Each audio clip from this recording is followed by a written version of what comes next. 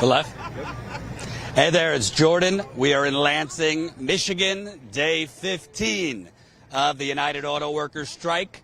And about an hour or so ago, UAW President Shawn Fain announced 7,000 more workers are now going on strike. And one of those plants is here in Lansing, Michigan. You hear the cars going in solidarity.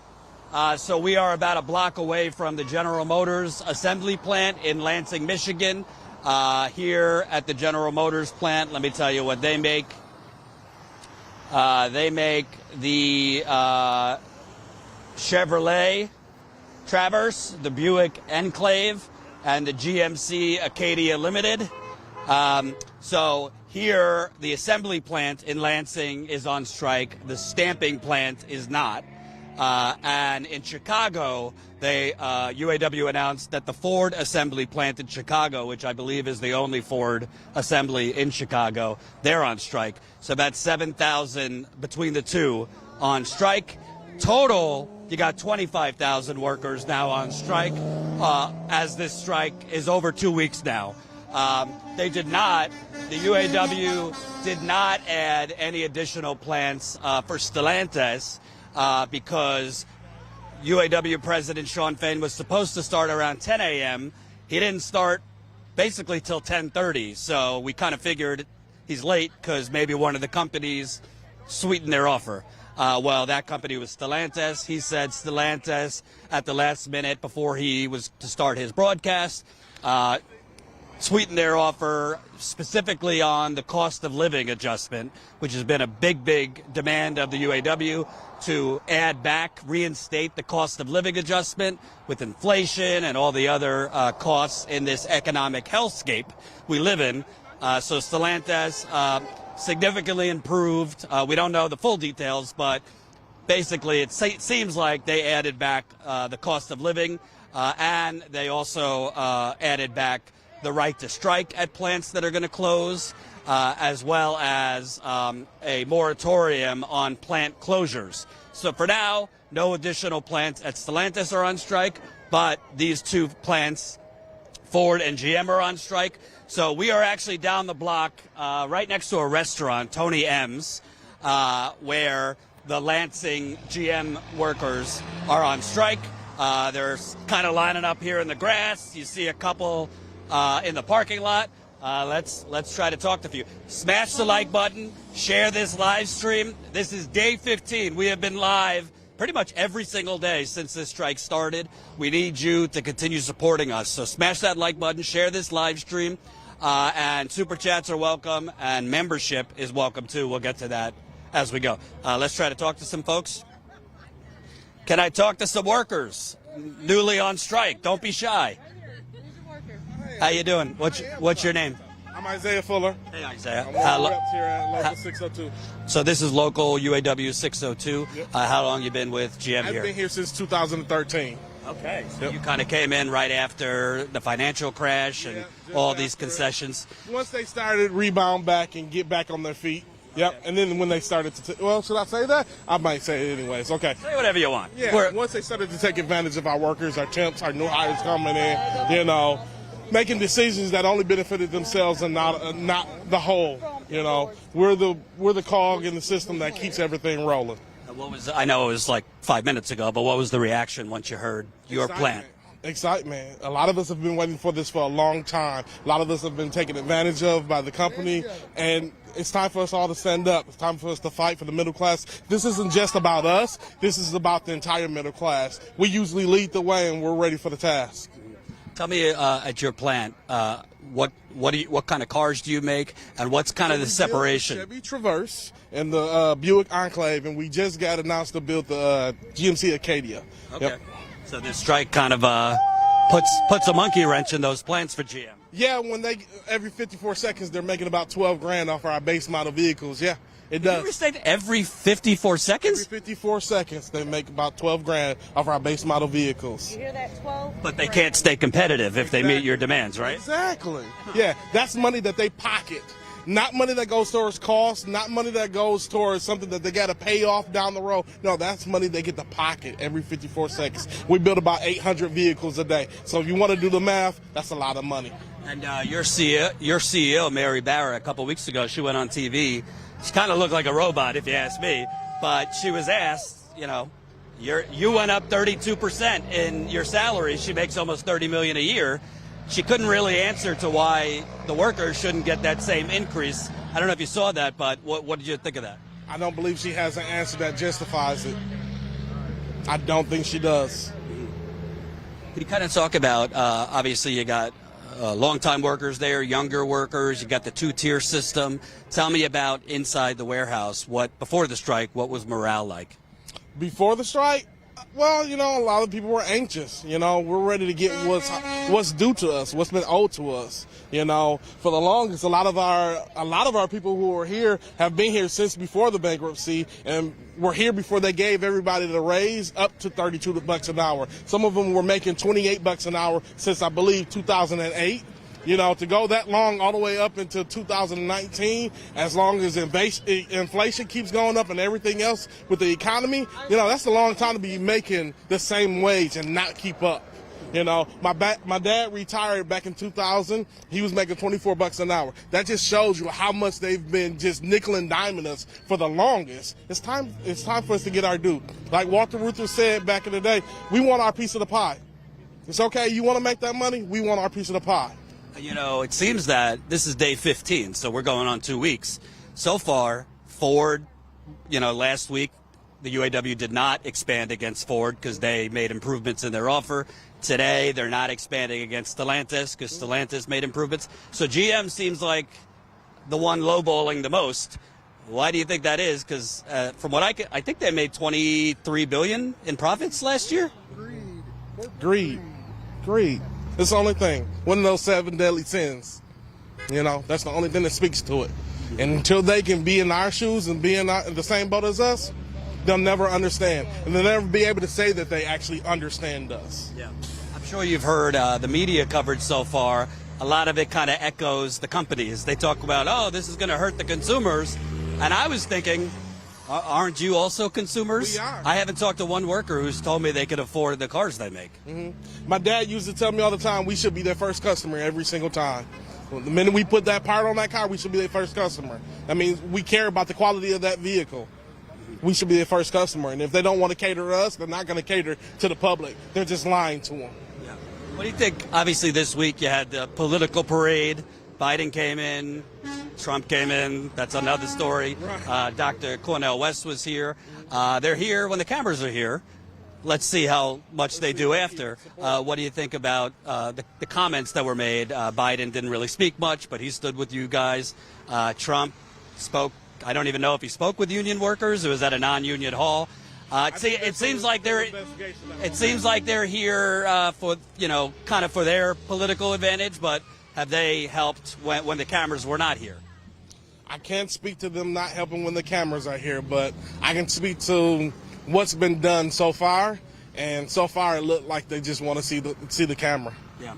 And talk to me just about the human part of this. I mean, we've been to Toledo, Wayne, Marysville, so many picket lines, and the horror stories we're hearing about just people, having to work 16 hours a day between 2 jobs. A lot of single parents. I spoke with one woman who was a temp worker making like $500 a week with a 1.5-year-old. Tell me about you and your workers here. I mean, we're told the economy is good, but the workers I'm talking to, I don't see that. Who's the economy good for? Hey, Chicago. That's the question. Who's the economy good? Who are they asking when they say the economy is good? Oh yeah, corporations are doing good. Yeah, jobs are out there, but are those jobs actually paying living wages? That's the question they need to look at. Back in the 20s and the 30s, the average house sold for less than $14,000. Now look at the money. Average houses are selling for $140,000 or more now. If wages don't continue to increase for the middle class, as long as those house prices increase and inflation increases, then we'll never be able to keep up. Something that stood out to me. I only watched I only watched like 15 minutes of the Republican debate. I couldn't really handle much more. But they made it seem like this all has gone to shit under Biden. I'm not saying Biden's done great, but like they made it seem like these workers should be in front of the White House. That's who screwed them. I mean, you guys were screwed well before Biden. You're talking 13 years ago. I mean, $11 billion in wage cuts, all the UAW. So this is well before Biden, but Republicans made it seem like, this is just the Democrats' fault. This is both parties have basically left you to be screwed by the company. As long as they're doing this and not saying, okay, let's fix this, they'll never be a part of the solution. They'll always be a part of the problem. And lastly, what do you think about this? I mean, as Fain announced, there's a lot of workers who say, enough. We want all the plants right now. Obviously, some people think this is the best strategy. Do you think this is still the best strategy? Because the most profitable plants for the companies have not been hit yet.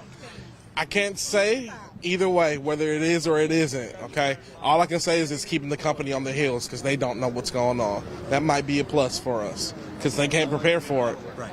They weren't prepared for this. Well, I think it's actually telling that at the last minute, Stellantis sweetened their offer. Because I know we were in Toledo, that Jeep plant in Toledo, that is hurting them for that plant to be out. So the fact that they're sweetening their offer at the last minute shows you that obviously they're hurting somewhat. It's doing something. Right. It is. It's making a change. This is for change. That's what all of this is about. Change. What's your name again? Isaiah Fuller. Thanks, Isaiah. Yep. I saw you talking. Behind us. Oh. My 2 cents, right? Can I ask you something? Sure. So this is your husband. Yes. Tell us just, I don't know if you got kids or whatnot, but with inflation, they have been taking with your wages and benefits. It's got to be tough, even between two GM workers working at the same plant, to afford child care, all the costs of a family, housing, etc. It is very tough, especially for me, or our situation. I was a temp for 4 years, and the last time when we went out on a strike. So we definitely felt that burden monetarily wise, and especially now with the inflation costs since COVID. Everything has gone up. Gas, we commute from Flint.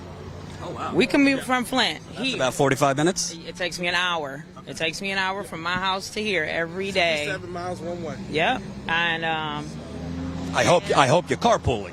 well, we can't. We can't carpool because of our shift times. Oh. And it works out for the kids for us to not carpool because somebody's got to be home.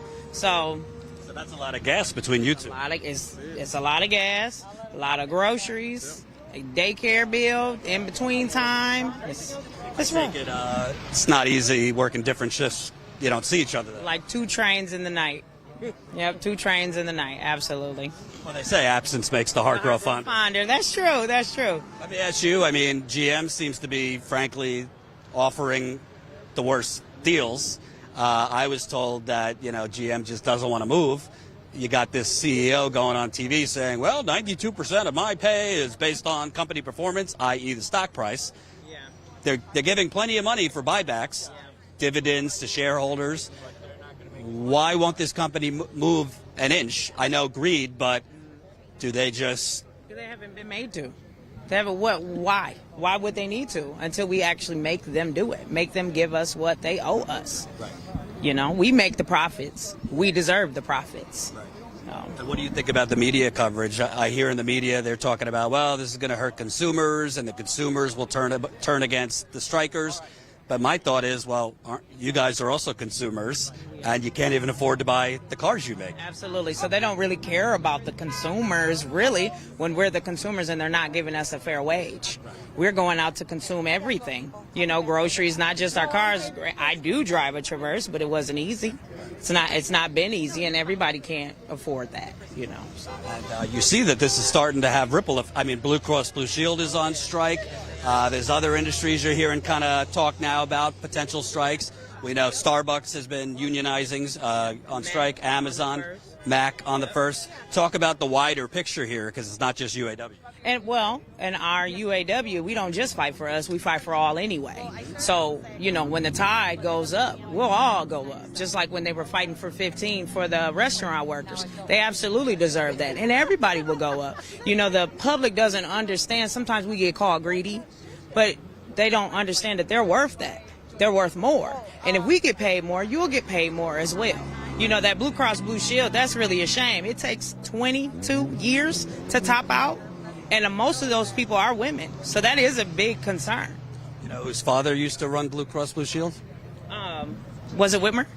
Your governor, Gretchen Whitmer. Yeah. So she is, she's gotten a lot of money, let's just say that, from Blue Cross Blue Shield. Speaking of the politicians, I know Biden showed up, said some words. Trump showed up, said quite a lot. Bottom line, I mean, listen, I'll give Biden credit for coming, but what have they done beyond when the cameras weren't here? They've pushed a lot of these trade deals that have sent your jobs elsewhere. They're giving, Ford just got a $9.2 billion loan from the government for electric vehicles, but there's no strings attached. Would you like to see more in terms of legislation? Always. To protect the union. Always would like to see more as far as legislation. The first thing that comes to my mind as far as legislation, though, is health care. Because that's something that we have to bargain for all the time. But if our government took care of it, we wouldn't even have to bargain for that, you know. Well, you know, the Canadians that just made a deal, health care is not even part of it, so they could focus on wages. That's absolutely correct. I pointed that out to him when we were looking at their TA last weekend when they released it. That's a big deal. Lastly, I mean, we're now day 15. This is your first day on strike, but overall 2 weeks. Obviously, after a month and a half, 2 months, not easy to last off of $500 a week. Where do you see this going in terms of morale? Obviously, people are excited now, but how long can workers really last? You know, last time we were out on strike for 40 days. So I think it can be done, you know, and the reality is you can't lose the fight. The morale we have today, the fight we have today, we've got to keep that all the way to the end so we can last one more day longer than these corporations do. And, you know, UAW President Fain actually is inviting non-auto workers to the picket lines. Would you like to see support from your community? I mean, we know the cars are honking, but would you like to see people come down in solidarity? Absolutely, you know, because we support our community. When we suffer, they suffer. You know, places that we go to every day, bars, grocery stores, gas, anything that we buy, that's money in their pocket. So, of course, we'd like to see them support us because when we're doing good, we support them. What's your name again? Ashley Fuller. Thanks, guys. Appreciate it. So that's a married couple here at GM driving from Flint. Speaking of Flint, by the way, that's another thing this governor has not fixed. Hold on. I'm in CLU, the Genesee County chapter of CLU. It's the Coalition Labor of Union Women. And we got together last night and we went over to the CCA on Davison Road and we went out to the one in Swartz Creek just to show solidarity with them and picket with them. So absolutely. Well, I can say, because I've been there almost 20 times, anybody that's saying the water is back to normal in Flint needs their head examined. I got people still telling me they're getting rashes on their body. Their water still smells. They're losing hair in the shower. They haven't even changed all the pipes 10 years later. So it's really in America that you got what you guys have had to gone through when we know this would have been fixed in wealthier areas quicker. And think about it too, though. If the middle class, if we were all paid what we were supposed to be paid or what we should be able to be paid, you know, a lot of us would be able to keep up with that with our houses to make those changes into the infrastructure that's just coming into our houses. We wouldn't have to depend on the government or wouldn't have to depend on the rest of the country and their tax pay and their money, you know what I'm saying, to come and fix something that should have been fixed a long time ago. I don't know if you know, but the former mayor of Flint, Karen Weaver, when she asked Governor Whitmer for funds from the state for your interior plumbing, because a lot of the house plumbing has been damaged from the Flint River, the governor told her, and I quote, the state legislature has Flint fatigue, so I can't get any more money for Flint. So that's what the state legislature, they didn't want to give any more money towards Flint. There you go. I'm working on a book actually right now. So thank you guys. Smash the like button, share this live stream. The more people that press like, the more people that will see. This is really important. You know, it's day 15. We've been out here between myself. Tina just did amazing work for a few days. John has been out here every day of this strike. We want to continue, but we need you. So please smash the like button. More importantly, I don't think you realize we've already spent over about $7 grand in 2 weeks between myself, Tina, John, flights, hotels, rent a car.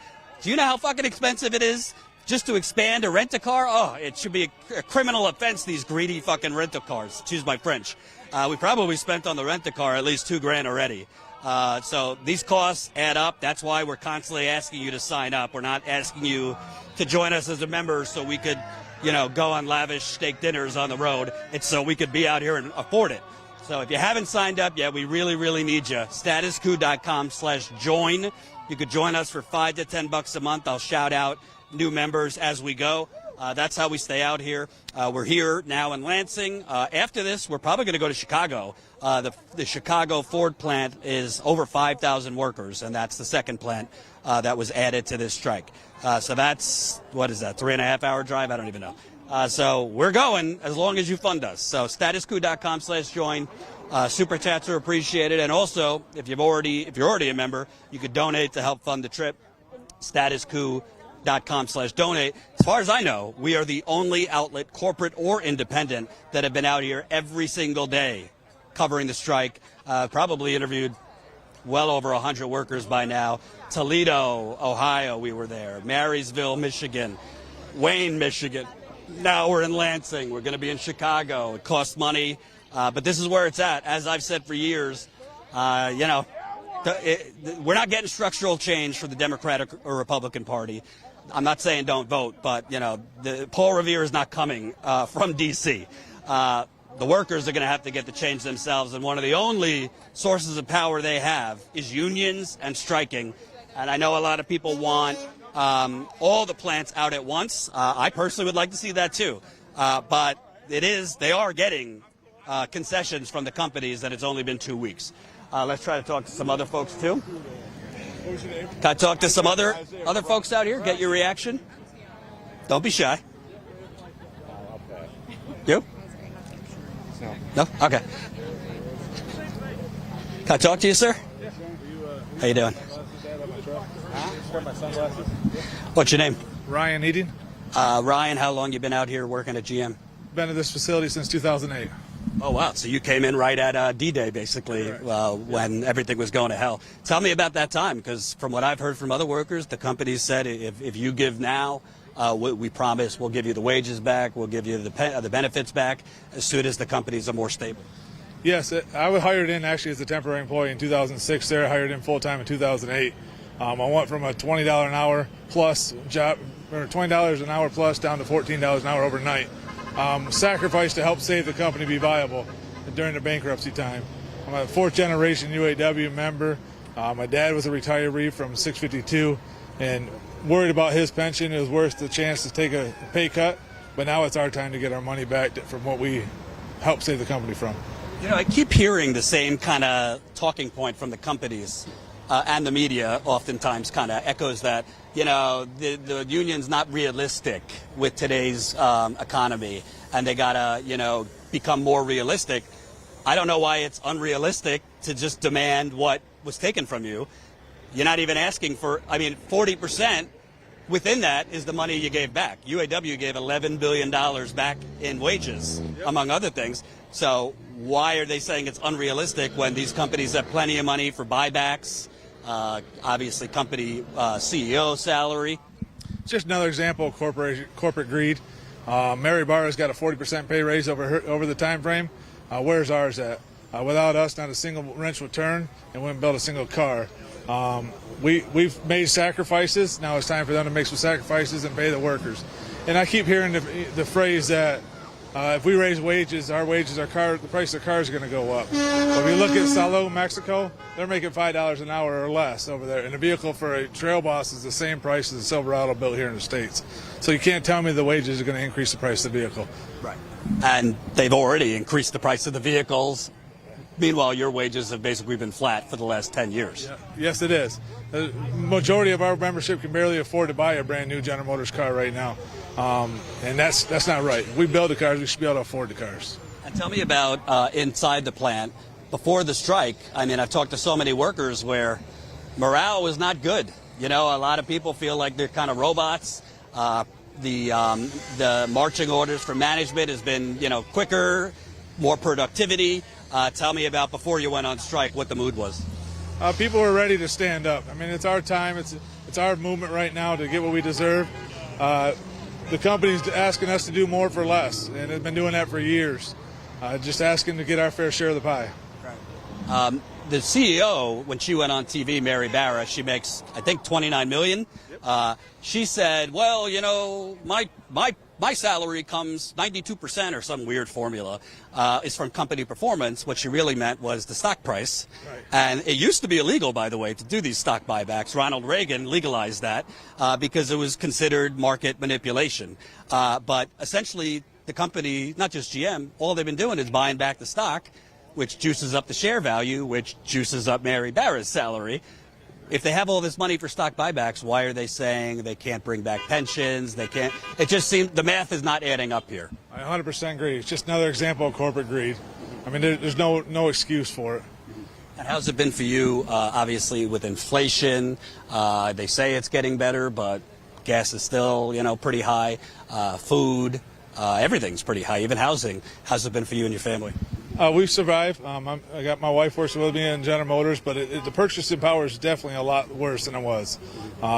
We can't go buy the things that we used to be able to do. My dad was a single income father in a married household that made good wages back then, but they could have had a lot better purchasing power back then than we do nowadays. Right.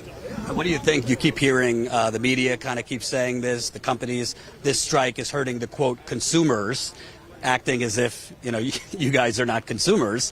I mean, yeah, the consumers might be hurt, but they don't seem to say anything about the workers being hurt when the CEO is giving themselves 40% raises, et cetera. This strike wasn't our fault. This strike was General Motors and the Big Three's fault. We're not coming to the table and negotiate. They've had plenty of warning. Now all they got to do is right and make the workers whole and give us what we deserve, and we can go back to work and build the cars for the consumers. Obviously, you had a big political parade this week. Biden came down. He stood with workers, didn't really speak much, but at least was on the picket line. Trump spoke at a non-union place. Dr. Cornel West was with workers. Obviously, they're here, you know, when the cameras are here. Have you seen enough from politicians when you're not striking in terms of any legislation to hold these companies accountable for screwing you, strengthening unions, et cetera? I think they could do more. I think we're starting to see that effect now. They are showing up and supporting the working class, and I think it's about damn time. I was proud that President Biden came down to join us on a picket line. He shows that he is a union man, and that helps support us in our cause and for the working class. What's your name again? Ryan Eading. Thanks, Ryan. Thank you. Appreciate it. Absolutely. So that's Ryan, another one who's married couple, both work here. Woo! Should have worn my sunglasses. It's sunny, and it's getting hot. Holy cow. Can I talk to some more folks here? You said what? Can I talk to more folks here? How long you been with GM? 26 years. So you've been here through all the battles, including 10 years ago. What do you think in terms of these two additional plants, Chicago? A lot of workers, you know, were hoping a lot more plants would go on strike. Do you still like this kind of strategy of keeping them on the defense? So I don't decide the strategy. I just take and support it. I'll leave that question up to the president. I'm here to support him and our membership. And talk to me, GM specifically seems to be the most stubborn. Ford sweetened their offer last week, Stellantis right before the president's broadcast. GM seems to not be willing to really move. Well, what do you think that is? Maybe it's just that you're a little more hard line than the other two. I.e. greedy? I think that there's corporate greed. You know, I'm not saying the corporate greed is all GM. I think it's worldwide, not just GM. And the middle class is getting left behind. And I believe that, you know, we deserve our fair share. And you've been here for almost 30 years. Can you kind of talk about the evolution? Because, I mean, 30 years ago, working at GM, Ford, Stellantis, maybe you could take a vacation once a year. Maybe you didn't have to work more than one job. You had, you know, retirement security 30 years ago. Talk about that evolution and how today I've talked to workers who say it's no longer considered like a pride to work at these companies. Right. So obviously when I started, we were had a lot more market share, GM did, and we had a lot more workers and strength there, and the dollar went a lot farther. And as business made more profits, the membership didn't go with them profits. They stayed stagnant, with their wages. Really, after the bankruptcy, we gave up a lot, and we haven't. The membership, the members, the families haven't recovered from that, and they're making more profits, but yet we're still making the same wages we did since 2008 when they went bankrupt. Right. And all we're asking for is our fair share, and we believe that we need better wages. We need everybody to make the same wages, because I'm a firm believer the middle class is what builds America. The blue collar workers, we're the ones that build America. And without us, there wouldn't be corporations or, stockholders making more money. They're making money on our backs, and we're just asking for our fair share. And our president, that's what he's fighting for in his bargaining team. And we're going to support him, and we'll be out here until he gets what he thinks is a fair contract for his membership. What do you think? Because I keep hearing in the media they're kind of using the line, the strike is hurting consumers, specifically the parts plants that went on strike last week, because people can't get repairs for their cars, and eventually the consumers are going to blame it on the workers. But I kind of see it, the workers were the ones who gave back, right, and gave back and gave back, and you are also consumers. Right. Well, I think the public is behind us. They wouldn't be out on strike right now if we had a better deal. Like I said, we haven't gained anything in the last 20 years, or around 20 years, So I think the public is behind us, and we're behind the public. We're fighting for the public. We're fighting for the middle. Like I said many times, we're fighting for the middle class, not the billionaires. We're fighting for the poor and the middle class. And lastly, Biden came here this week, deserves credit for coming. It was the first time a president has come, but you've been here the whole time. I mean, he pushed NAFTA, he pushed TPP, Republicans did too. I mean, both parties have they say they're for unions, but in legislation, they've let Wall Street basically write these trade deals. Do you feel like you're getting enough from either party to protect unions and to actually penalize these companies for offshoring jobs? So I believe that the Democratic platform benefits the working class more than the Republican platform. I'm not voting for a person. I'm voting for their platform and what they do best for the workers. And in my opinion, at this point, the Democratic platform benefits the working class more than the Republican platform. Have they pushed to enact the platform, the PRO Act specifically? I didn't really see much action from the Democrats on that. Yeah, I ain't going to comment on that one. I'm not that deep into politics to answer that, but like I said, in my view, Democratic platform has always been for the working people, in my view.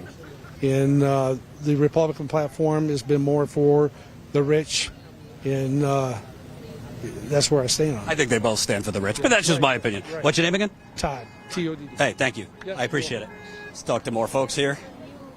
Can I talk to you? Can I talk to you? I'm good, man. Okay, sure. Let's talk to some more folks here. Smash the like button. Let me see. Hold on. 222. All right. Let's see where we're at here. Oh, wow. So we got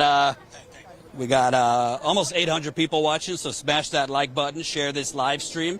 Let me give some shout outs before we speak with more people. Again, day 15 here. Welcome Anthony, just signed up as a Status Coup member. We need a lot more than Anthony. Again, we're on the road. This is day 15. We've been here every single day. We've been in Toledo, Marysville, Wayne, Schwartz Creek, Davidson, Wayne, probably going to Chicago too. This work is really expensive but really important. So please support us. Let me read some super chats before I talk to more folks. Ooh, it got hot, man. Holy cow.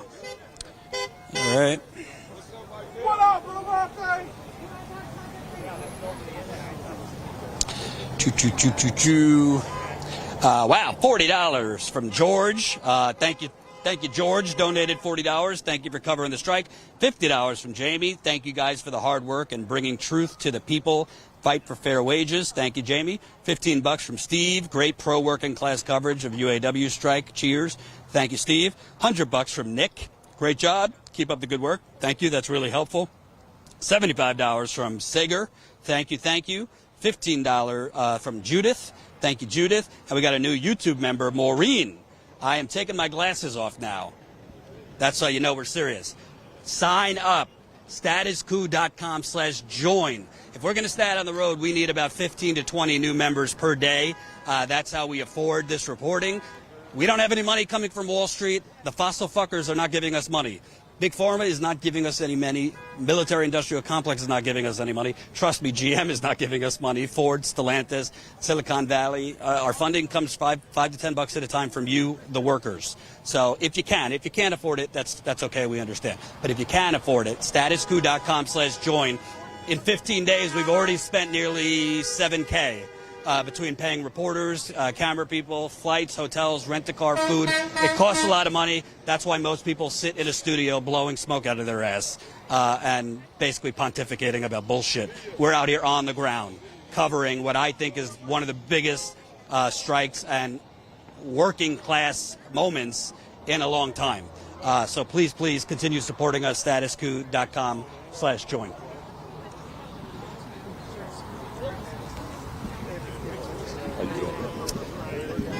Can I talk to you? No. Sure. Can I talk to folks? Get your reaction? Talk to folks? Can I talk to you? It's okay. Talk? Get your reaction? Anybody? Can I talk? Hey. What's your name? Will. How long you been with GM for? 20 years. 20 years. Yes, sir. So you've been here during the crash, everything that you gave back. Tell me about, obviously, this is your first day, but it sounds like everybody here was kind of itching to join this strike. Yeah, I mean, we've been on standby since we've been told, to stand up and sit out and wait for what we feel we deserve. Corporate continues to make dollar after dollar, and they continue to pad their bank accounts, and we have temps who don't make a very good living, and we got members that have been there for 20 plus years like myself that haven't seen much of a pay increase in 15 years, and we're at the point now we want what we deserve. I don't feel we're asking for the world, but we're asking for our fair share. GM, if you really think about it, was one of the inaugural car companies. I mean, Flint, Detroit. When you think of the auto industry, one of the first that come to mind is GM, yet they seem to be the most stubborn in terms of offering a better deal. So far, Ford has sweetened their deal. Stellantis today made improvements. I mean, GM is making, I think they made over $20 billion in profits last year. Is it just greed? Do they think you're kind of just numbers on a balance sheet? It's hard to tell. From day to day, they make us feel important some days, and some days, I'll be honest, they make us feel like we're just a number. If heaven forbid, if somebody was to ever get hurt or lose their life, we deal with the repercussions as a union, and all they care about is posting the next job. We're just a number to them, and it's time things change. As far as I'm concerned, I don't think we're asking for too much. We're just asking for our piece of the pie, which we've continuously given up contract after contract. We've all went through having to watch our plants close, move away from home. I was at Lake Orion at one point from 2005 to 09, and I had to make a choice, either sit on layoff for a couple of years or move 12 hours away from my family. And I made the decision to move 12 hours away to Kansas City and did my time there, and now I've moved back. When you were working in Kansas City, you were not with your family for that time? Nope. I moved down there by myself. I was away for 3 years, and, it's a lot of people don't understand when you get, in a sense, forced away from your home, the mental anguish you go through. When I was away, at first it was cool, it was new, being a little bit younger, but you hit that depression and you're away from your home, you're away from everything you know. And thankfully I had the chance to come back home, and I'm proud of it.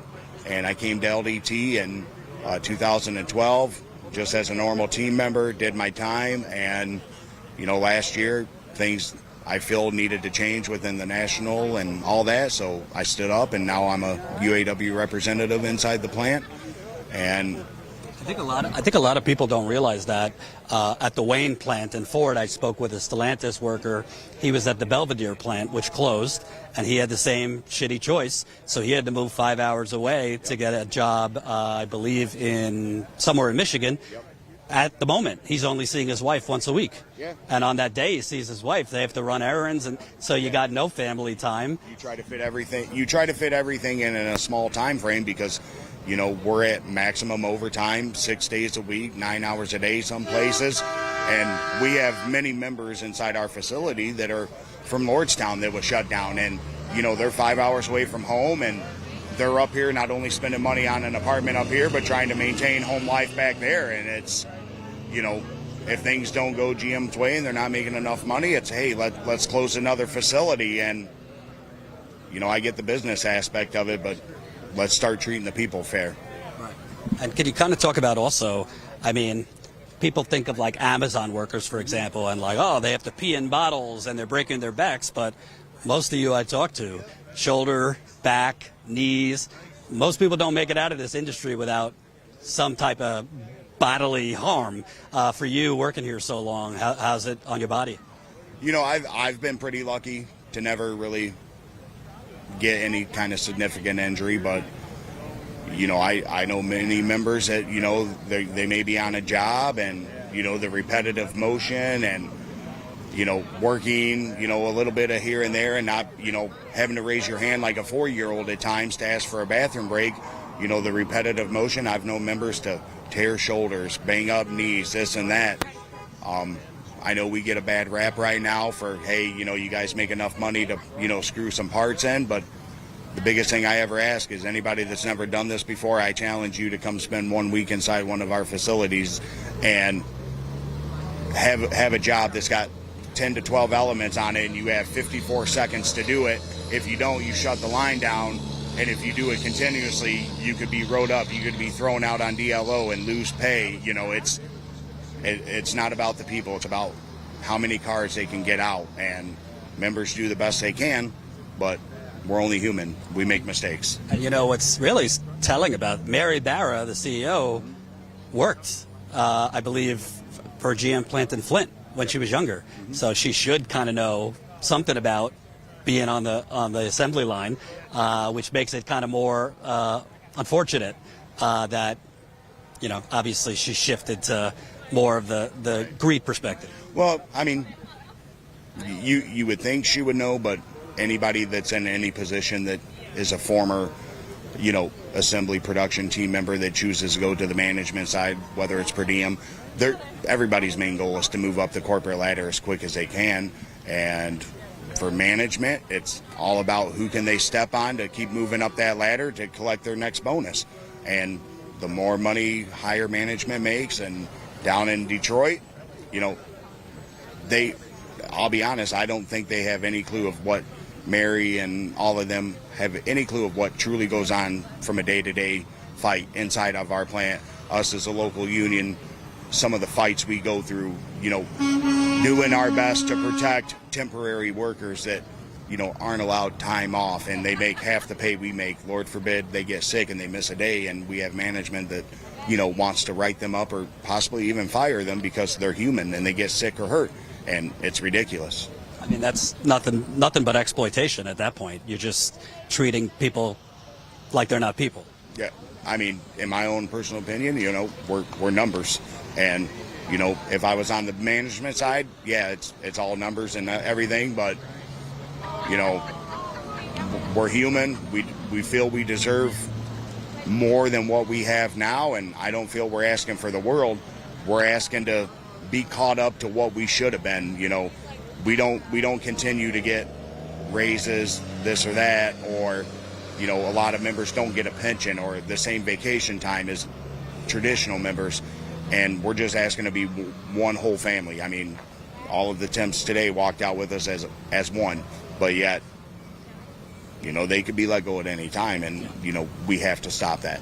I was actually talking in Toledo to one woman. She has a 1.5-year-old daughter. So during the summer, her hours went way up because, you know, full-time workers got vacation time, this and that. So she was replacing them and she was making more money.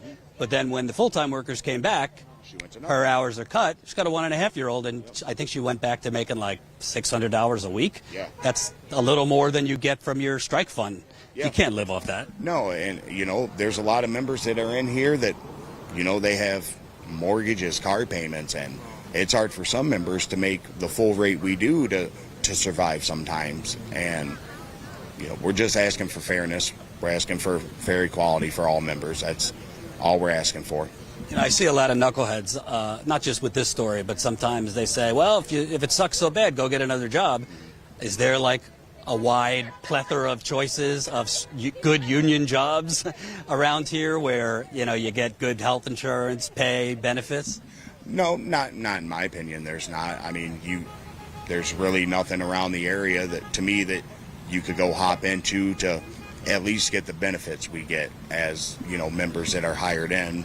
The temporary members, when they come in, yeah, they get benefits after, you know, 90 days, but they only get so much benefits. They don't get dental or vision until after a year, and all that stuff starts to add up, you know. And lastly, what do you think? Because at the moment, I'm not good at math, but I'd say about 80% of UAW workers are not on strike right now. It's about 25,000 workers are. You know, some people to today's announcement were like, let's go all the plants all at once, while others say, this is a good strategy. You're already getting concessions from both Ford and Stellantis. Right. Do you want to see more plants or all plants on strike at once, or you kind of like this, you know, trickle approach? You know, to be honest, to me, I'm just a low-level guy. I don't get paid to make those decisions. We leave that to International Solidarity House, and if our president, Sean Fain, determines this is the best course of action, we'll support him. Are we used to this type of strike? No. You know, we're used to one company being picked as a target strike, and we hit that. But this is something new that we're all in this together, and we're learning day by day as we go. You know, the announcement was supposed to come out at 10 a.m. today, and we as a local leadership all found out at the same time, and we had, you know, probably about a good 45 minutes to organize and figure everything out to safely walk the membership out in a safe and correct way, you know, because we still have to go back to work. We need a place to work.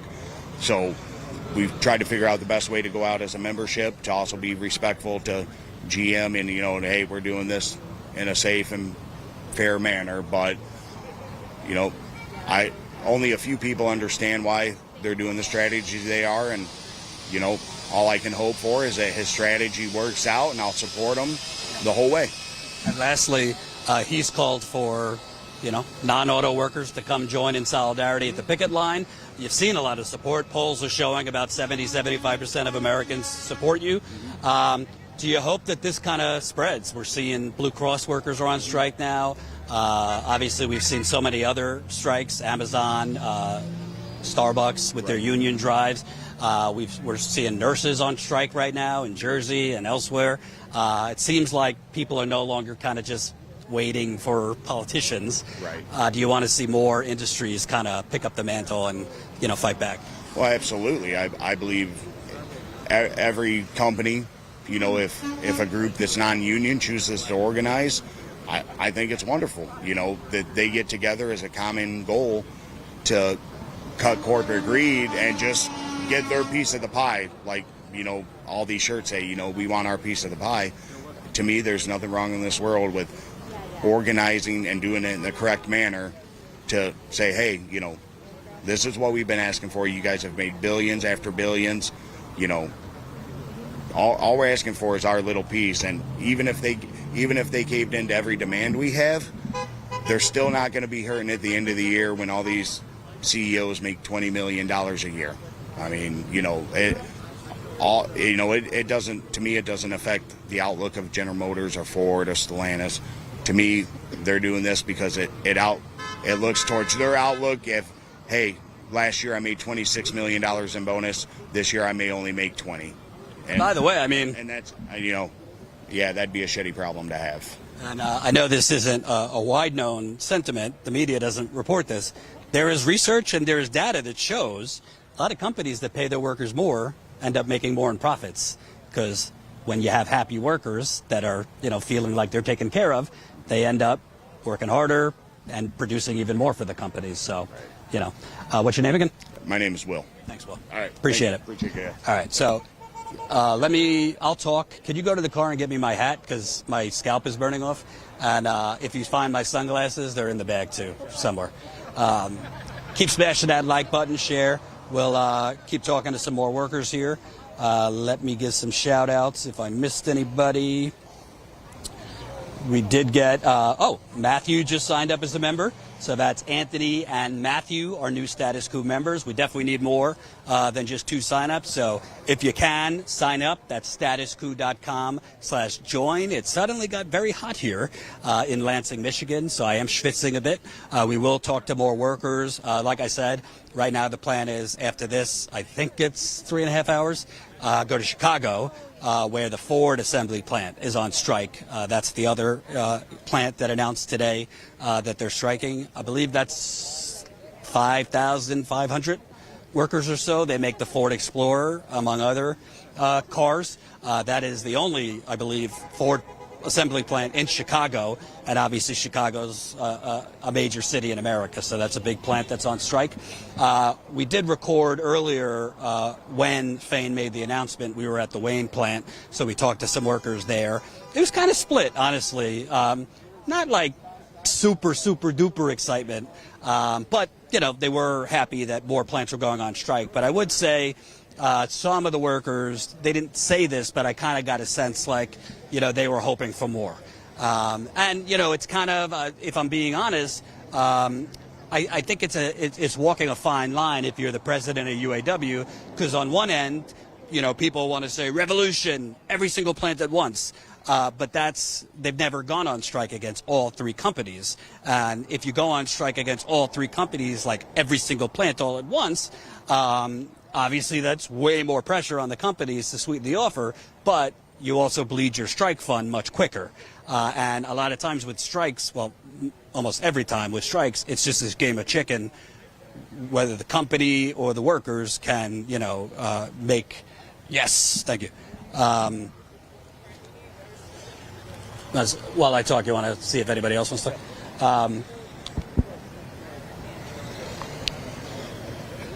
It's this game of chicken of seeing, who's going to blink first and who's going to run out of money first. So I think from what I've seen, this approach is working. They've already gotten Ford to make significant improvements, and now Stellantis is sweetening the deal, bringing back cost of living, et cetera.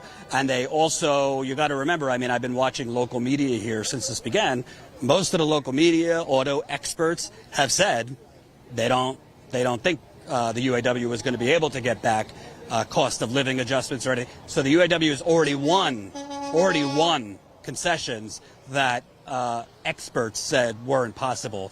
And also, I think previous UAW administrations, which you had some problems with corruption, but I think previous UAW leadership, if they got an offer of 20% wage increases, they would have taken it right then and there and declared it a historic victory.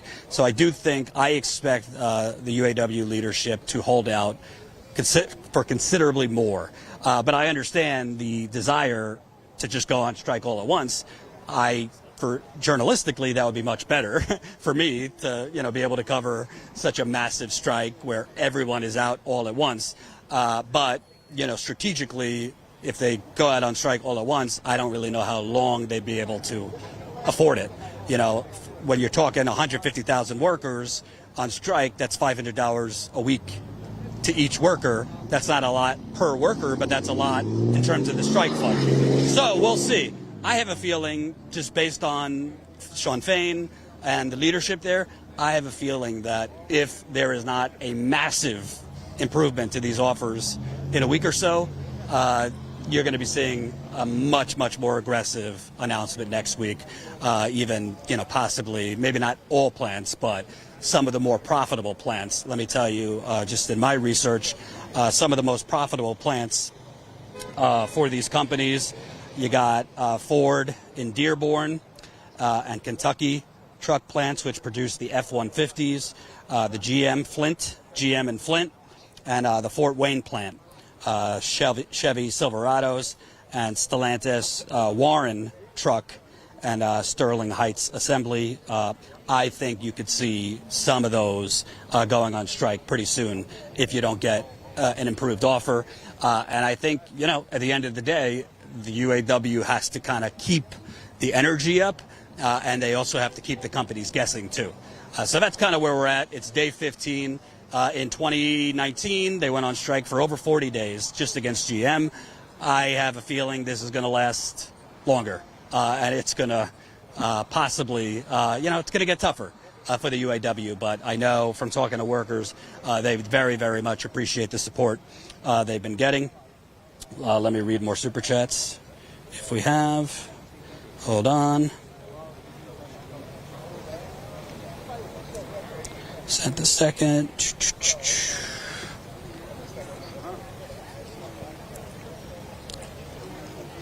$19 from Deborah. Thank you, Deborah. Donated to our website. That's statuscoup.com/donate. Double K, $19.99. Thank you so much, Double K. Crystal Waters, $1.99. Thank you for all the hard work, Jordan. Thank you. Vivian, $10. Love that you were out there with the workers and letting them discuss their fight for what they deserve from their labor. Absolutely. Listen, it's easy to sit in a studio and bloviate. It's a lot harder to actually come out here and talk to the workers. And you actually have to care enough to do that. We care to lift the voices of the workers, because in most cases, the local media comes down, they'll interview a worker or two and then leave, and they cut up their answers for, a 20-second bite in their nightly broadcast, and then they go on to have experts on that basically just push propaganda about how these workers are hurting consumers and blah, blah, blah, blah, blah. It's more important, I think, to talk to workers long form, get their personal experiences out, because the truth is most people do not know the economic hellscape that we're all living in. Most people do not know, what these workers are going through day to day. So happy to be out here, and thank you so much for helping us do it. Dennis, $9.99. Can't afford much, but I can't afford this. Thank you for your continued coverage of the UAW strike and your continuous coverage of Flint's water crisis. Solidarity from a California PG&E is screwing us up here. Ugh, don't even get me started on PG&E. Corporate criminals. And on the Flint subject, I don't want to jinx anything, but I will tell you, as you guys know, I've been working on a book on Flint. I did just have a conversation with a publisher last week. I don't have an offer yet, but it was a good conversation. So hopefully I will get an offer from that publisher. And if I have an offer from that publisher, I need to finish this book very quickly. And fingers crossed, if that publisher makes me an offer, we'd have the book out next year, which would be really exciting. So when you don't see me live, that's what I'm doing. I'm working pretty 24/7 trying to finish this book, which is based on the Flint water cover-up and 8 years of reporting. So I'm doing a lot. Anthony, $4.99. Thank you very much. Come to Chicago, 551.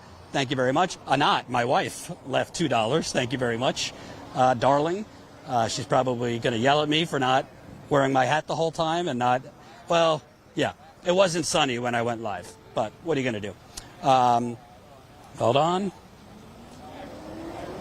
We got Matthew and Anthony, so hopefully we get some more member sign-ups. Let me see what we're at here on YouTube. So we're at 700 live, so keep smashing that like button. Share this live stream. I did talk to Sean Fain. I didn't interview him, but I have spoken with him about doing another interview, because obviously we want to hear from him on this strategy, on what we could expect if these companies do not drastically improve their offers, if we might see all plants out at once soon. So I will update you as I know if and when we'll be interviewing him. They're also doing a solidarity drive right now, a convoy in Detroit, with Broncos and other American-made cars at the Solidarity House, which is UAW headquarters in Detroit. Let's see if anybody else wants to talk. This guy might, he's wearing a red shirt. He might be good to talk. They're all wearing red shirts. Yeah, no. He's like right in the middle. Okay. Can I talk to anyone here? Get your reaction? Sure. I spoke with you. I already spoke with him. Yeah, we were hanging out earlier.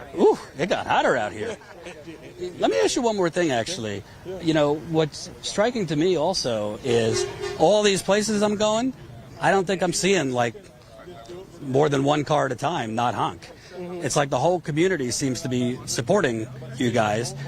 Did you get a sense before you went on strike that the community here was all in?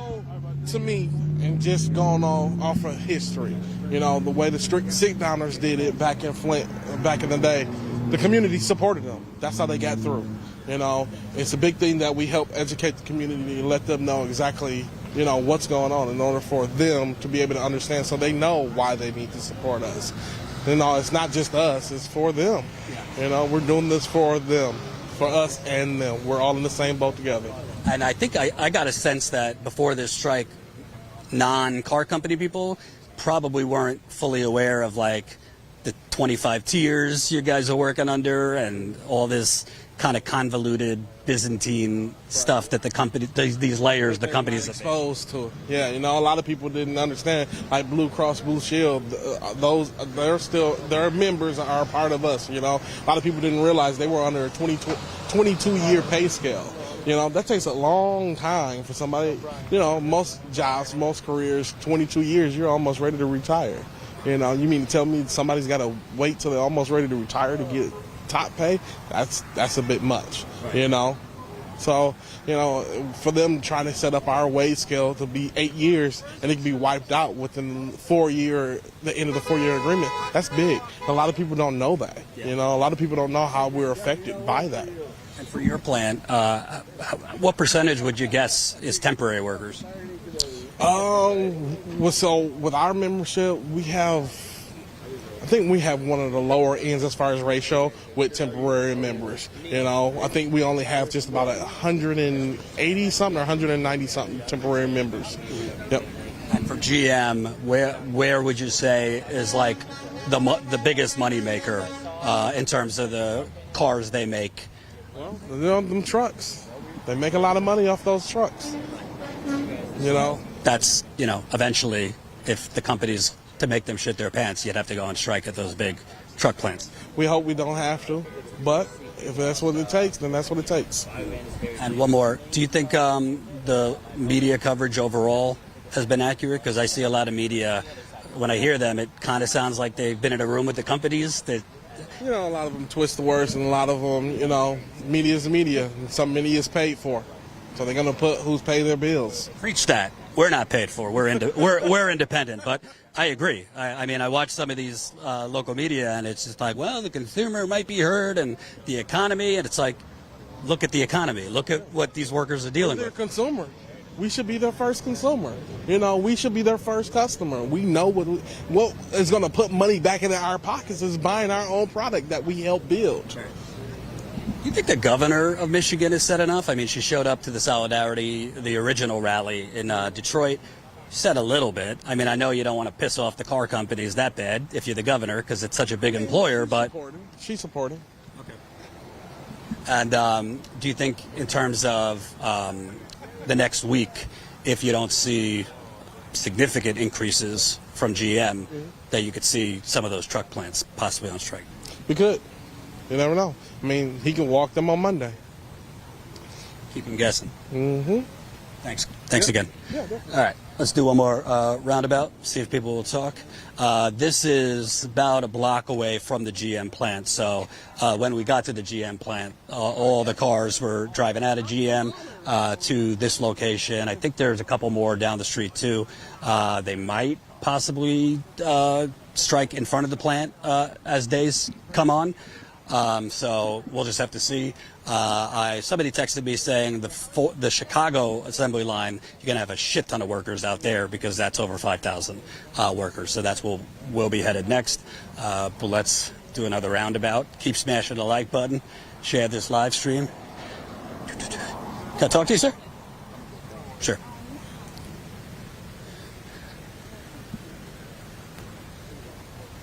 Can I talk to you, sir? No. Okay. Talk. Got some shy folks over here.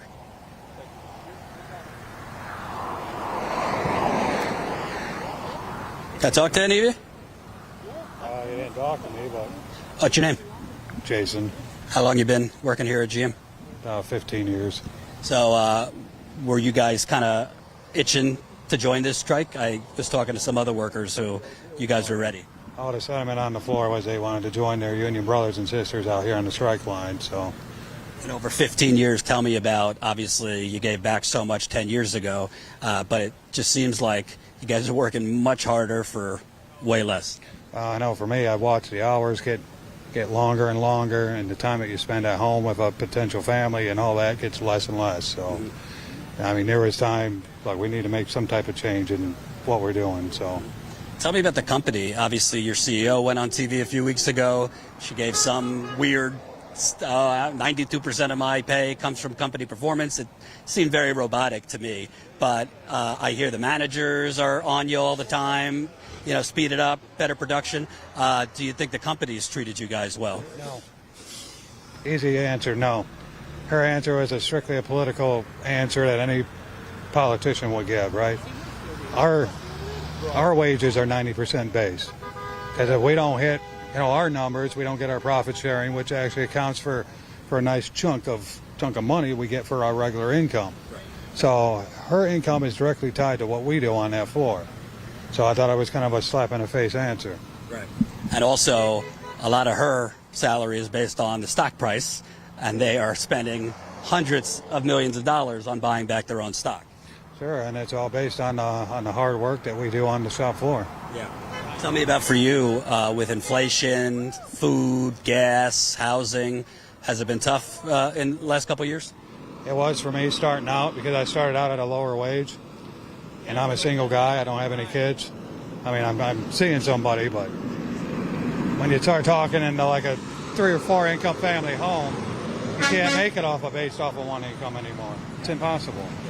Meanwhile, you got politicians saying, "Oh, the economy's doing great. The unemployment is low."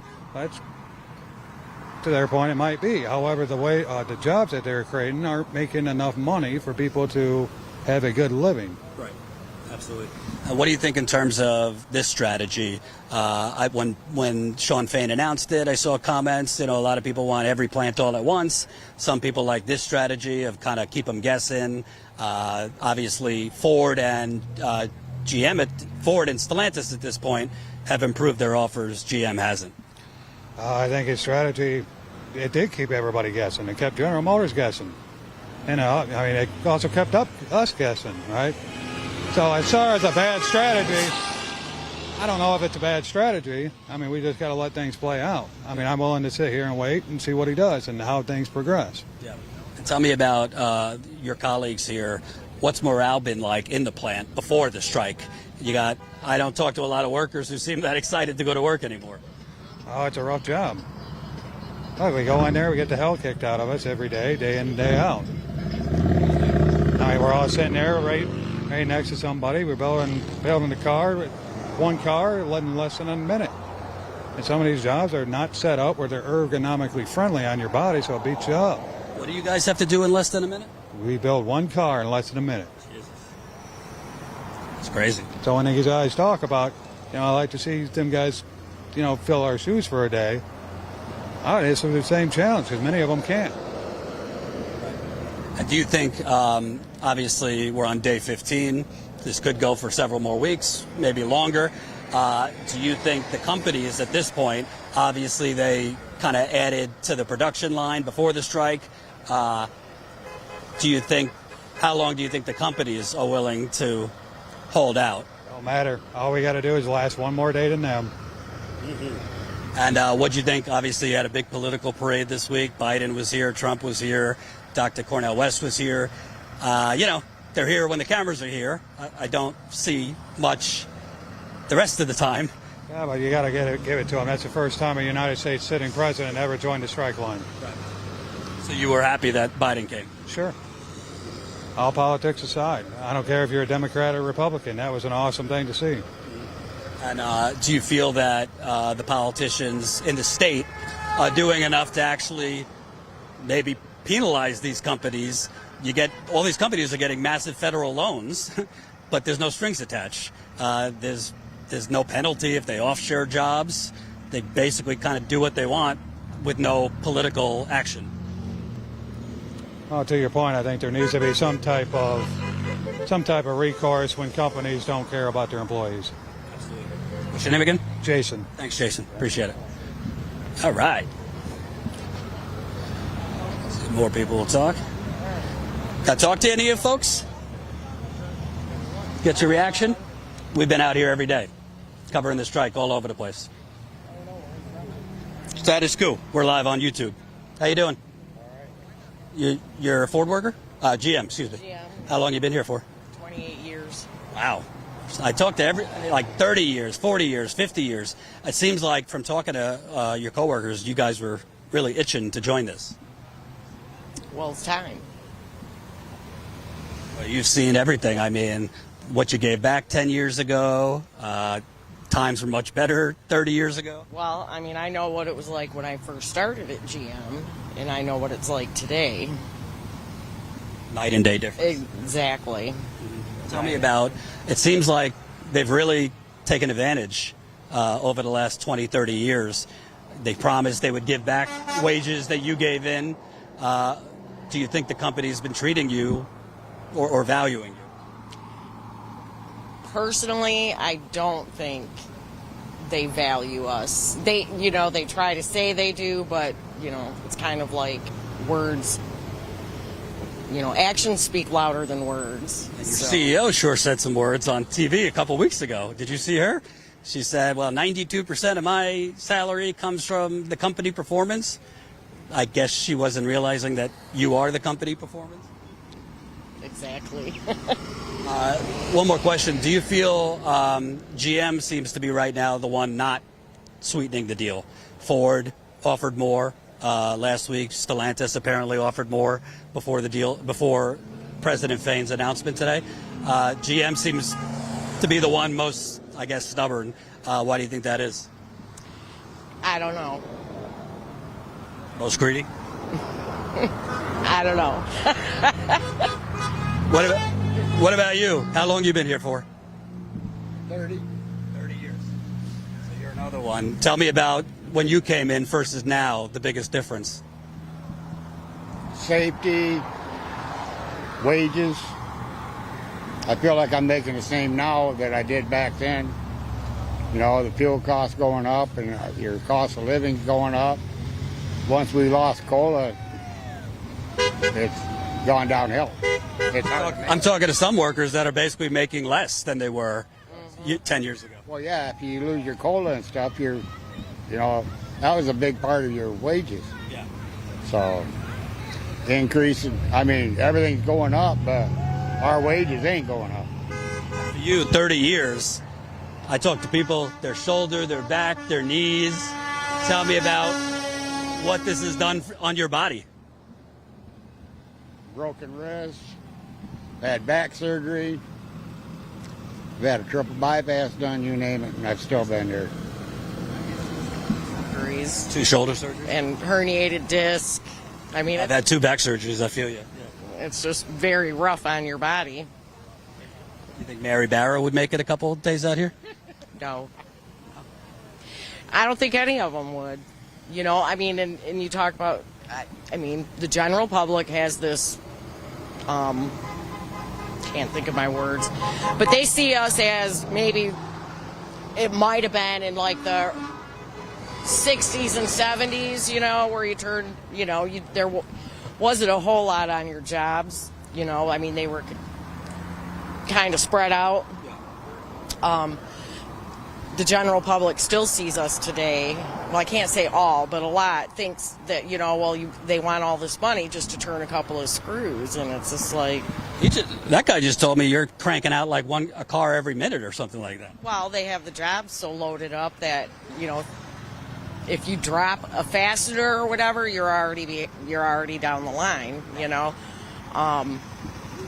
But it's really rough on our bodies.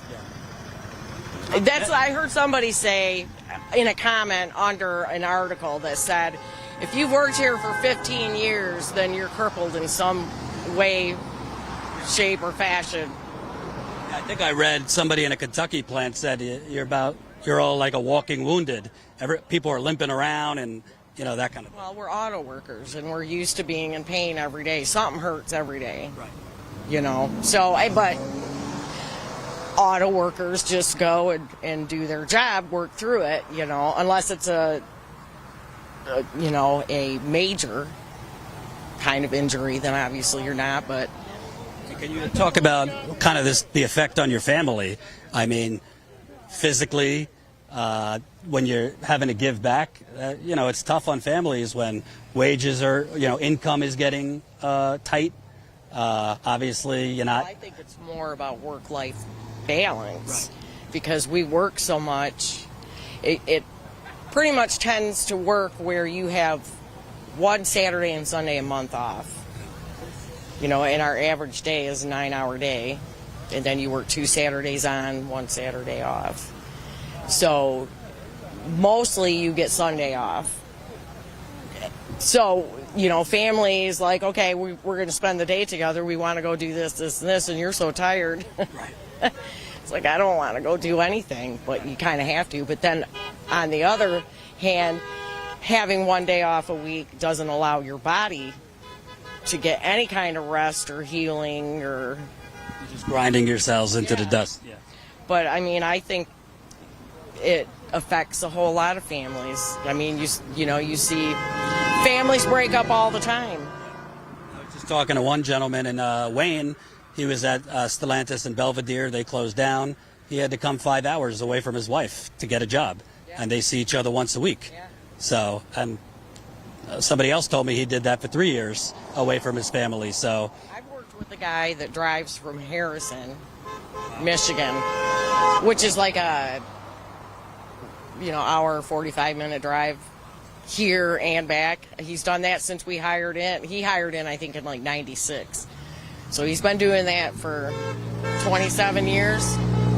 With gas these days? Holy shit. That's crazy. Yeah. What do you think about the political parade this week? You had Biden here, Trump here, Dr. West was here. They seem to be here when the cameras are here. What about the rest of the time? Are politicians supporting enough? I haven't seen anybody. I get out of work. Basically, I just go home, eat, shower, relax. I don't hardly turn TV on to watch anything. You don't get time to. Right. And for you, seeing so many of these younger workers here having to work 5, 6, 7 years to get full pay, what's your thoughts on that? No, I don't feel it's right. I got guys working beside me doing the same jobs I do for half what I do. So, not right. And last question, do you hope to see at some point all the plants go out on strike? Because right now, you got 25,000 workers on strike, but do you think GM particularly will only really move if their biggest money makers are shut down? We're one of their big money makers, so we'll see what happens. Maybe they'll start opening their eyes up. What's your name again? Robert Ziegler. Thank you. Appreciate it. Thank you, ma'am. Thank you. So that's 20 years, 30 years. We've talked to workers at other plants, 50 years. This is back-breaking work. I mean, wrist, back surgeries, shoulder surgeries. So this is, again, Lansing. Down the street is GM, where they just started going on strike. You'll probably see bigger numbers over the weekend. And like Sean Fain said, he wants, non-auto people to come down in solidarity. So definitely, you know, if you're in the area in Michigan, come out and show solidarity. Cars are honking. I think I saw somebody yelling before. Was there somebody yelling at them? Yeah. One jerk off. You'll get that from time to time, but No. She was in support. Support? Okay.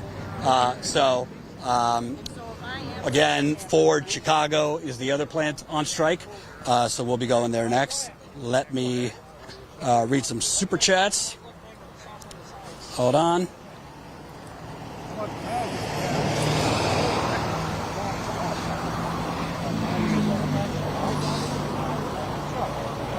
All right. Brandon also signed up. So Brandon, Matthew, Anthony, 3 new members through the website. I think we got a couple on YouTube too. We need more. So if you can, please sign up to keep us going. StatusCoup.com/join. We got 750 people watching, so smash that like button. I got to tell you, I know Feinstein died, you know, R.I.P. I guess. Sorry, she was corrupt, but, you know, sorry for her family. They're all corrupt. Ugh, this slobbering over Dianne Feinstein. Give me a fucking break. Go to San Francisco. She was the mayor. That's when the gentrification started. But I digress.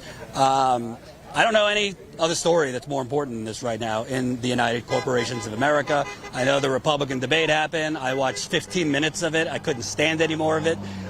It was just race to the bottom in terms of stupidity. These Republicans were acting like, oh, these auto workers should be picketing in front of the White House. Listen, I'm not exactly a Biden fan, but let's be honest here.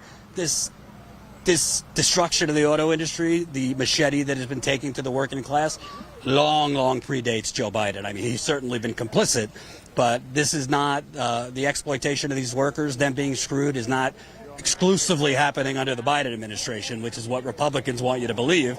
This has been going back, I mean, frankly, since the 1980s and Reagan's battering ram he took to organize labor. And then Bill Clinton kind of took the baton from Reagan and, you know, carried NAFTA over the finish line, which really was the first nail in the coffin of organized labor. Biden tried to push the TPP, which in my view, the Trans-Pacific trade deal, that would have been the final nail in the coffin of organized labor. Thankfully, that did not go through. But Biden, by the way, as the media is slobbering over him for coming to stand with workers, I'll give him credit. I mean, it is the first time a president has come, so I'll give him credit for coming. But that does not erase NAFTA. Let's not forget, it was the Obama administration, and Biden, he likes to take credit for everything in the Obama administration.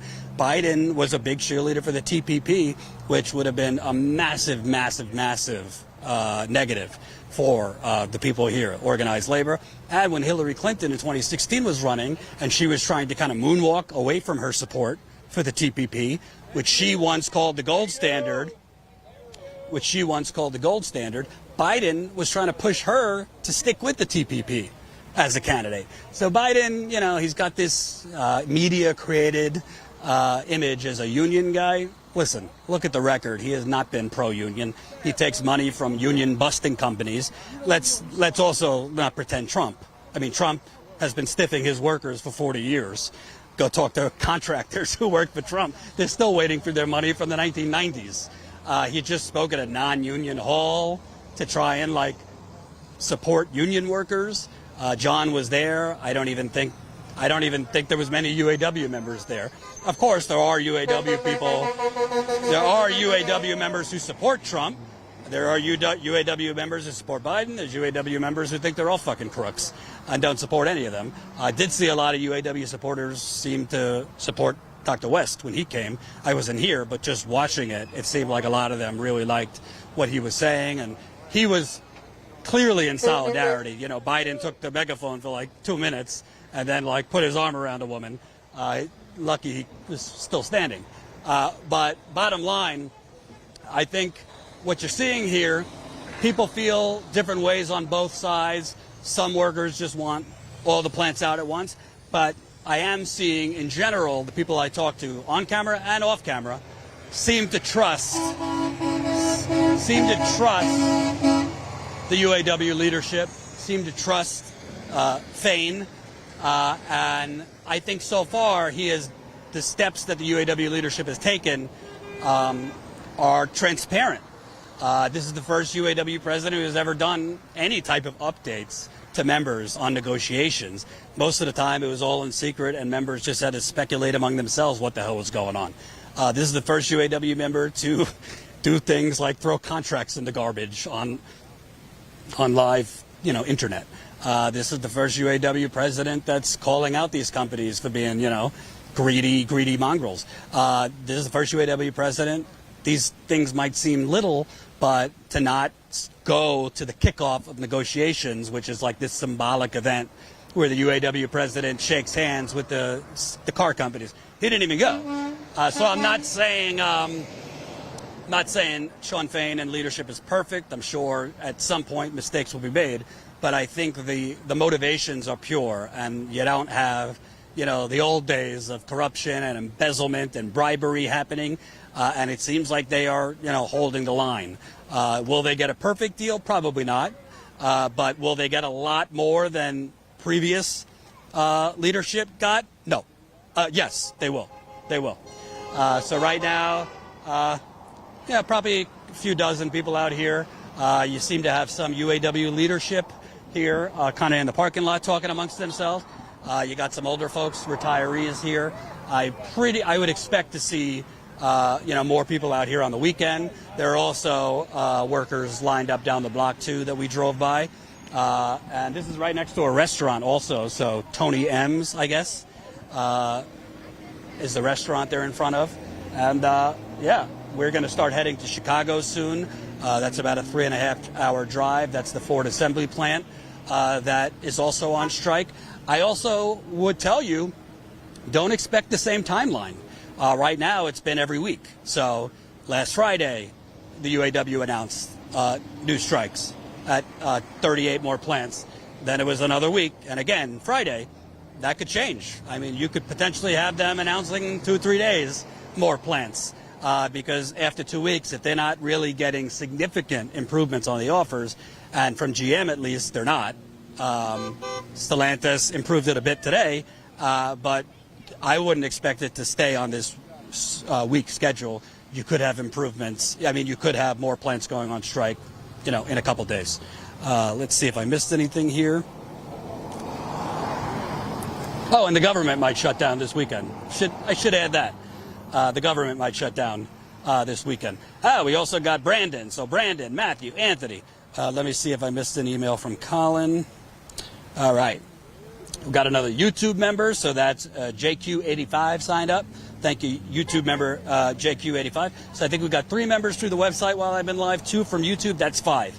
Our target for every day we're out here is to add 15 to 20 new members, and I'll tell you why. The most important way to actually be independent media, because a lot of people call themselves independent media. Go ask them who's funding them. It's not so independent.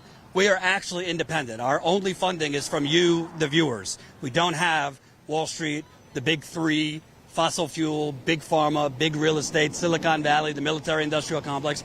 And as part of on-the-ground reporting, there are many, many costs. I sound like a broken record, but I don't think a lot of people realize. Just to keep extending a car or rent a car, to keep extending the rent-a-car even 3 days, it was costing us $500. Then there's getting insurance on the car. Then there's gas for the car. Hotels. I mean, the cheapest hotel was what, like $140, $150 a night? We've stayed at hotels, not nice ones, that were $200-something a night. We've been on the road for 15 days. Food a day between a reporter and a cameraman, that's $75 to $100. We're not talking about eating at the nicest steakhouse. Obviously the flights. So all of this really adds up, and that's why we're asking for your funding. So if you can't sign up at $5 to $10 a month, that's fine. I understand if you can't. But if you can, $5 a month is $5 a month is 16 cents a day. 16 cents a day. $10 a month is 33 cents a day. What do you spend $5 on a week? You probably spend something $5 a week that you don't necessarily need.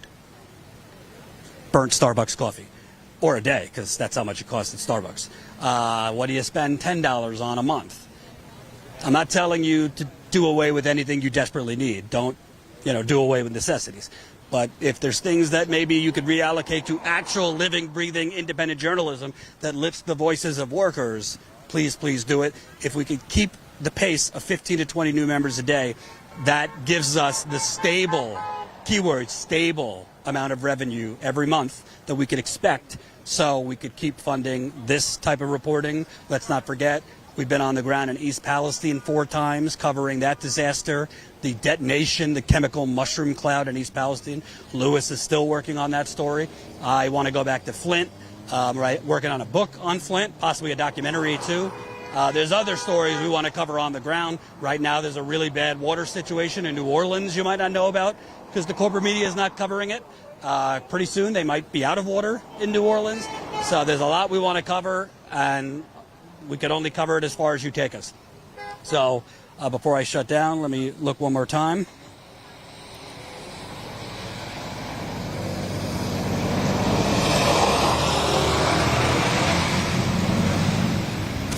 Thank you for the super chat. Get Back Joe, 1999. Line workers should be called industrial athletes. It takes physicality and skill at a high level of intensity.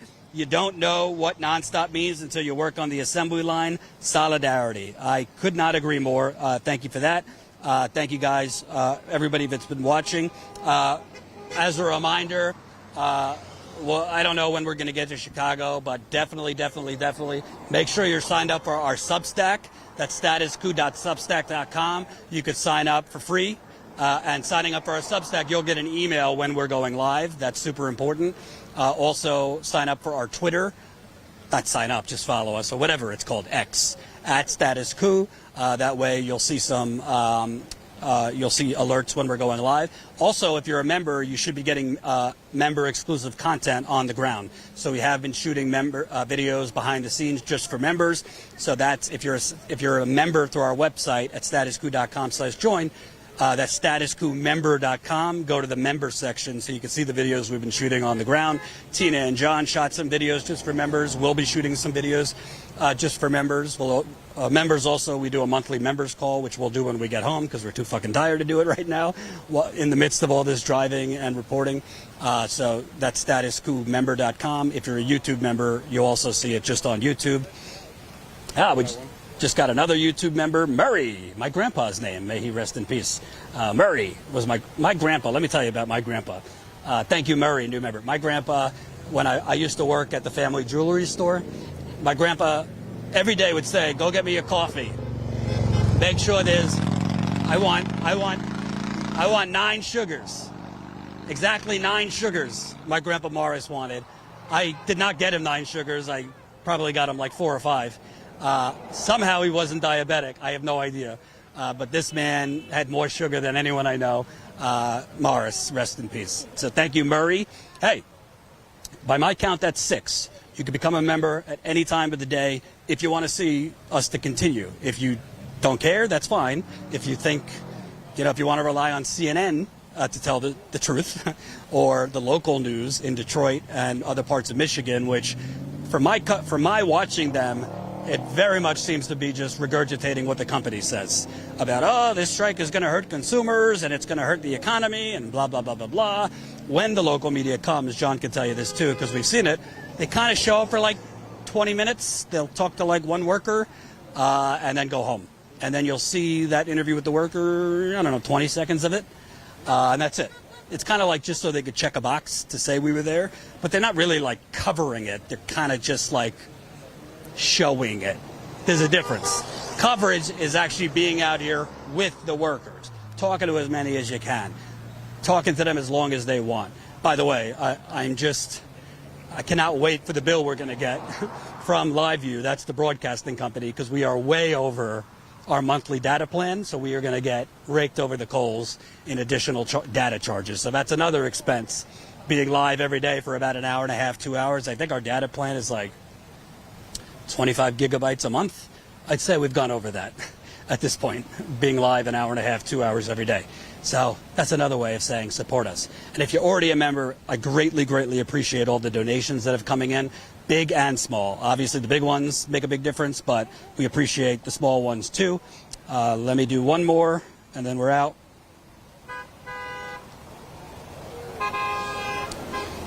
YouTube members Zencat and Akeme. Thank you, thank you, thank you. Thank you guys for watching. We're on the way to the Windy City. We'll be in Chicago live tomorrow at some point. Thank you for watching day 15 of our coverage. We have been live, I think, every single day, but yesterday, John, that asshole, how dare him, needing a day off after working on the road for 2 weeks. I did give him more money, though, as a thank you. So we gave him a little more money because he's doing good work.